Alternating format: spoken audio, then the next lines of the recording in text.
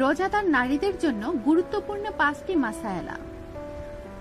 যদি রোজা না ভাঙলে গর্ভবতী মহিলার অথবা বাচ্চার কোনো ক্ষতি হওয়ার প্রবল আশঙ্কা থাকে তাহলে রোজা ভেঙে ফেলা বৈধ। এক্ষেত্রে তার উপর রোজার কাজা করা ওয়াজিব, কাফফারা নয়। এ ধরনের আশঙ্কা ছাড়া রোজা ভাঙা গুনাহ, তাতে কাফফারা দেওয়াও ওয়াজিব হবে। তবে ওই দিন সূর্যাস্তের আগেই যদি বাচ্চা জন্ম হয় তাহলে কাফফারা রহিত হয়ে যাবে। বাচ্চা জন্ম দেওয়ার পর প্রসূতি অথবা রুগ্ন দুর্বল মহিলা রোজা রাখতে পারবেন না। এমত অবস্থায় তার পক্ষে ফিদয়া দেয়া যথেষ্ট নয়। যদি ফিদয়া দিয়ে দেয় এবং পরে সুস্থ হয় এবং ক্ষমতা এসে যায় তাহলে ওই রোজার কাজা করা জরুরি। দুধ পান করানোর দ্বারা মহিলাদের রোজা ও অজু ভাঙে না। রোজা এই জন্য ভাঙে না, দুধ বের হওয়া স্বাভাবিক।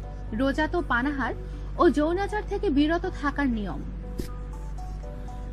রমজান মাসে মহিলাদের মাসিক বা ঋতুস্রাব চলার কারণে রোজা না রাখলে অথবা রোজা রাখার পর ঋতুস্রাব শুরু হলে তার জন্য পানাহার করা বৈধ, তবে অন্য লোকের সামনে পানাহার করা উচিত নয়।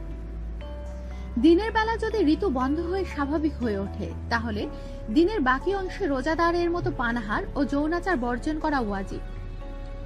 রোজা রাখা অবস্থায় নিজের ছোট বাচ্চাকে মুখ দিয়ে চিবিয়ে কোনো খাদ্য খাওয়ানো মাকরুহ।